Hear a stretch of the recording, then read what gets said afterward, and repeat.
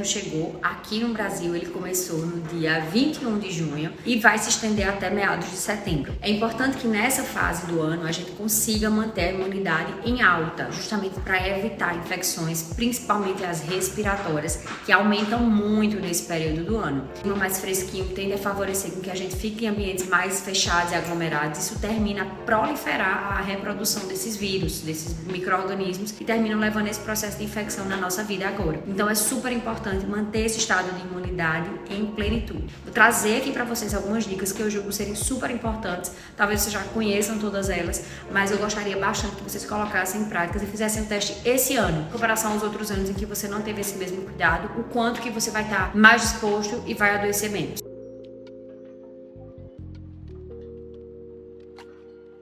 A primeira dica que você já está cansado de ouvir é sobre sua alimentação. Óbvio, tudo que a gente tudo que a gente produz, tudo que nossas células produzem vem a partir da alimentação. Que alimento você tem dado ao seu corpo? É justamente a qualidade do que você come que vai transformar aquilo que você é. Então, se você tem consumido muitos alimentos industrializados, alimentos muito condimentados, alimentos com alto teor de gorduras saturadas, hidrogenadas, gordura trans, é óbvio que seu corpo ele vai tender a responder isso de maneira mais inflamatória. Então, suas células não vão trabalhar na otimização dela. E isso implica diretamente na sua imunidade. Então, se você tem células que são as estruturas mínimas do seu corpo que vão promover essa funcionalidade adequada do seu corpo e elas não estão trabalhando como devem, esse seu corpo ele vai ficar enfraquecido, fragilizado. E aí, obviamente, sua imunidade cai e você fica mais sujeito a infecções, doenças. Aquele perfil de pessoas que sempre adoecem são essas pessoas. Segundo ponto, que você também já está cansado de saber: hidratação. Entenda, suas células, elas precisam estar no estado de hidratação adequado para que elas consigam funcionar como deveriam. Tudo no seu corpo vai trabalhar a partir de água. Então, se você é aquela pessoa que não consome água, você vai tender a ter mais constipação, você vai tender a se sentir mais cansado, sua pele vai ser uma pele mais ressecada, você vai tender a urinar menos e aí você vai terminar forçando mais seus rins. Então, as células, elas também precisam desse estado de hidratação adequado. Uma dica que eu costumo dar a todo mundo é assim: quando você vê um filtro, alguém servindo uma água, ou até na sua casa você passou na cozinha, vai lá e toma um golinho de água, não precisa tomar lá o copão, mas é uma maneira que a gente pode fazer isso para ajudar essa questão também. Uma outra maneira também que a gente pode fazer para dividir, setorizar essa ingesta de água, que vai dar mais ou menos aqueles 1,5 litro, 2 litros de água por dia, é o seguinte: um copo de água em jejum,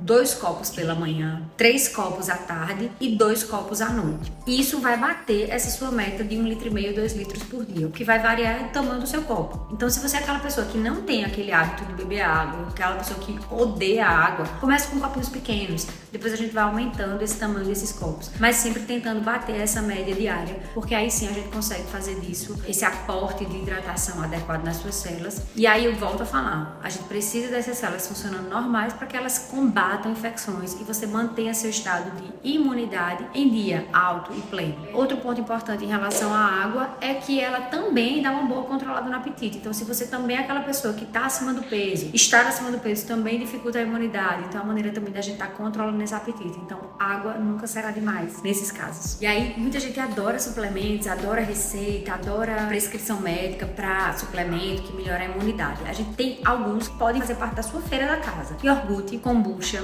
kefir, leite fermentado. Tudo isso são alimentos que têm um alto teor de probióticos. E os probióticos são bactérias do bem, são bactérias que aumentam a nossa imunidade. Então, antigamente a gente não ouvia falar muito dessas questões de probióticos porque não eram substâncias tão estudadas. Hoje em dia a gente usa até com segurança para gestantes, pacientes que às vezes estão precisando fazer tratamento para câncer e terminam tendo infecções de repetição, crianças, adolescentes que têm esse fator nutricional. A gente tem muito essa questão do probiótico entrando com muita força na indústria farmacêutica. Então, é uma outra dica super importante. E cuidado nos leites fermentados ricos em açúcares, tá? Eles são maravilhosos, tem uma gente que adora, mas a quantidade de açúcar neles é muito grande. Então, hoje em dia a gente tem essas histórias dos kefir, dos kombuchas e dos próprios iogurtes que a indústria tem produzido cada vez mais limpos. É muito comum que agora você encontre diversas marcas produzindo iogurte com apenas 2 ingredientes. Então, foque nisso, evite alimentos que tenham muita quantidade de aditivos se vocês forem preferir os industrializados. No mais é isso, é uma dica que eu acho que era super importante.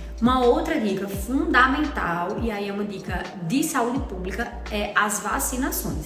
As vacinas, elas precisam estar em dia. Anualmente a gente tem campanhas da H1N1 contra o vírus influenza, que são super importantes de serem tomadas e se manterem ativas no calendário vacinal anual de vocês. É super importante que a gente tenha essa aderência a essa vacinação. As vacinas, elas são dadas na rede pública, então o custo é zero. E a gente também tem essas opções de fazerem ela nas particulares. Então a gente tem essas duas opções, o que não justifica a não utilização dessas vacinas. Volto a falar, são vacinas que já estão sedimentadas há muito tempo com ótimas respostas. Para a gente garantir a efetividade da vacinação, a gente precisa que pelo menos 90% da população esteja vacinada. Do contrário, a gente não vai ter essa efetividade que a vacina promete. Por último, e um outro ponto não menos importante, é a prática regular da atividade física. A gente sabe os benefícios enormes que a atividade física traz para a nossa vida, mas em relação à imunidade especificamente, ocorre a liberação de fatores inflamatórios, né? Radicais livres, que a gente sempre conhece por aí afora. Esses radicais livres acumulados no nosso corpo terminam gerando facilidade e outras doenças. Eu espero muito ter ajudado vocês, espero ter trazido informações novas na vida de vocês